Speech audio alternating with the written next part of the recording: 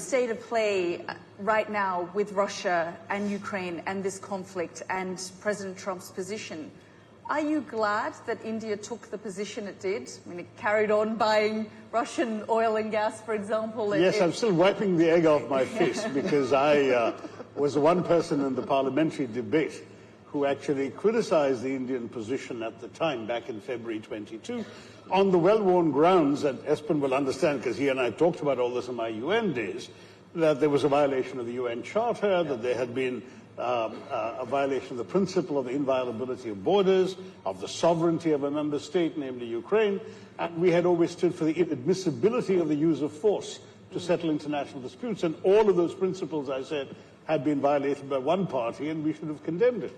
Well, a couple of years later, 3 years later, it does look like I'm the one with egg on my face, because clearly the policy has meant that India has actually a prime minister who can hug both the president of Ukraine and the president of Moscow 2 weeks apart and be accepted in both places. And therefore, India is in a position where it can make a difference to a lasting peace, if it was so required, in ways that very few countries would be able to. And it's partially, I mean, again, going back to some of the things that Stephen Harper and Espen said, distance helps.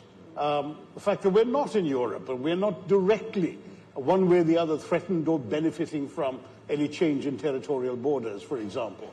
That helps. The fact that the two parties seem to be ready to agree to peace. The fact that there would presumably be some very serious international backing for an international peacekeeping venture.